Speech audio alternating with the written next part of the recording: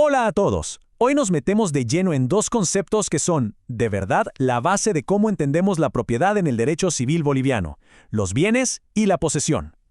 ¿Qué cosas podemos poseer? Y más importante, ¿qué significa realmente poseer algo ante la ley? Vamos a descubrirlo juntos. Para arrancar, les dejo una pregunta que suena un poco extraña, ¿no? ¿Cómo es posible que el dinero del alquiler de un departamento y, digamos, un ternerito que nace de una vaca, terminen siendo tratados por la ley como parte de la misma categoría? Bueno, la respuesta es fascinante y nos dice muchísimo sobre cómo piensa el derecho. Ok, vamos a lo fundamental. Antes de siquiera hablar de tener algo, primero tenemos que entender qué es lo que la ley considera un bien. Miren, según el Código Civil, en su artículo 74, un bien es cualquier cosa, ya sea material o inmaterial, sobre la que se pueda tener un derecho. Y aquí está el detalle clave. No hablamos solo de objetos que podemos tocar, como un teléfono o una silla, sino también de cosas que no se pueden tocar, como los derechos de autor de una canción. Y esta es la primera gran división que hace la ley, la más importante de todas. Y aunque suene complicado, en realidad es bastante simple. Cualquier bien que se nos ocurra va a caer en una de estas dos categorías. A partir de aquí, todo lo demás se organiza. Ahora sí, vamos a sumergirnos en cómo la ley clasifica nuestro mundo. Y esta organización es crucial, porque las reglas que se aplican a un tipo de bien, créanme, no son las mismas que para otro. Aquí la tenemos, esa división fundamental. Por un lado, los bienes inmuebles. El artículo 75 nos dice que son la tierra y todo lo que está pegado a ella, ya sea por naturaleza, como un lago, o de forma artificial, como una casa. O sea, cosas que no se pueden mover. Y por el otro lado, los bienes muebles son, bueno, básicamente todo lo demás. Y aquí viene un detalle increíble del artículo 76.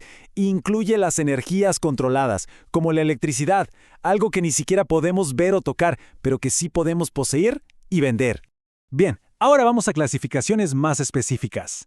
Las cosas fungibles, según el artículo 78, son las que son intercambiables. Por ejemplo, un billete de 100 bolivianos es exactamente igual a cualquier otro billete de 100. Da lo mismo cual se tenga. En cambio, las cosas consumibles, como nos dice el artículo 79, son las que se acaban, se extinguen con el primer uso. La gasolina que le ponemos al auto, por ejemplo, se usa una vez y ya no está. Y con esto resolvemos el misterio del principio. La ley hace una diferencia entre dos tipos de frutos.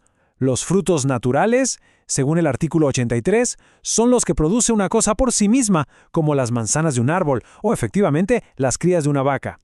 Por otro lado, los frutos civiles, que define el artículo 84, son el rendimiento económico que genera un bien, como los intereses de una cuenta bancaria o, claro, el alquiler de un departamento. Al final del día, para la ley, ambos son frutos, o sea, rendimientos que vienen de un bien principal. Perfecto. Ya entendemos qué son los bienes. Ahora vamos a cambiar el foco y a ver la relación de las personas con esos bienes. Es hora de meternos de lleno en el concepto de la posesión. A ver, esta pregunta es central. En el día a día usamos poseer y ser dueño casi como si fueran lo mismo, ¿verdad? Pero para la ley, la diferencia es, es un abismo y tiene consecuencias enormes. ¿Será que tener algo en las manos nos convierte automáticamente en sus dueños? El artículo 87 nos da la respuesta. La posesión no es un derecho en sí, es un poder de hecho. ¿Qué significa eso? Es la manifestación externa, son los actos que hacemos y que le gritan al mundo: oigan, actúo como si esto fuera mío. No se trata de tener un papel, un título, se trata de comportarse como el propietario. Y claro, como probar una intención es algo complicado, la ley nos da una mano con ciertas presunciones. El artículo 88, por ejemplo, establece que si alguien está poseyendo algo ahora, la ley de entrada asume que es un poseedor legítimo. Y si además puede probar que lo poseyó en el pasado, se asume que lo hizo durante todo el tiempo intermedio. Son como atajos legales que le dan estabilidad al poseedor. Y aquí llegamos a un concepto que es absolutamente crucial: la buena fe. Según el artículo 93, un poseedor es de buena fe cuando cree honestamente que le compró la cosa a su verdadero dueño. Ojo con esto, no importa si era cierto o no, lo que importa es su creencia, su convicción en ese momento. Y esta frase lo resume todo. Es uno de los principios más poderosos del derecho. La ley parte de la base de que la gente actúa correctamente, de buena fe. Es la regla general. Si alguien quiere decir lo contrario, que hubo mala fe, pues esa persona tiene la obligación, la carga de probarlo. Es un escudo protector inmenso para el poseedor. Bueno, ya que tenemos claro qué es la posesión y la buena fe, ahora veamos cuáles son sus efectos en la práctica. ¿Qué derechos y qué obligaciones nacen de este poder de hecho?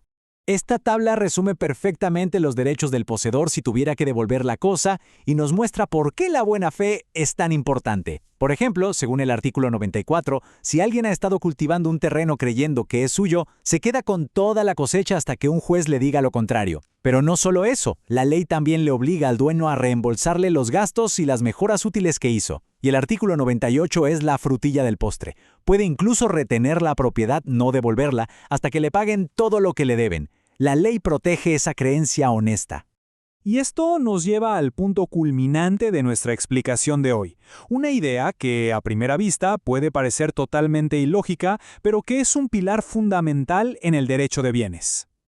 Aquí lo tienen. El artículo 100 es una de las reglas de oro. Para los bienes muebles, o sea, casi todo lo que no es un terreno o un edificio, la posesión de buena fe equivale a tener el título de propiedad. Así de simple y así de poderoso. El solo hecho de tener algo, creyendo que se tiene el derecho a tenerlo, crea una presunción de propiedad que es casi absoluta. Entonces, ¿cómo se aplica esto en el mundo real? El artículo 101 lo deja claro. Si alguien, de buena fe, compra un celular usado en una tienda, se convierte en el dueño legítimo, incluso si la persona que se lo vendió no era la verdadera propietaria. La ley protege a ese comprador para darle seguridad al comercio.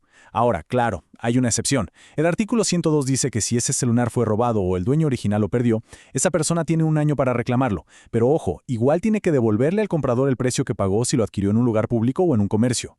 Y cerramos con esta reflexión que es el corazón de todo lo que hemos visto. La posesión es una apariencia. Sí, es actuar como dueño, pero es una apariencia tan, pero tan poderosa que la ley muchas veces la trata como si fuera la realidad misma. La línea que separa una de la otra es muy delgada, y es justamente en esa línea donde se juega todo el partido del derecho de bienes.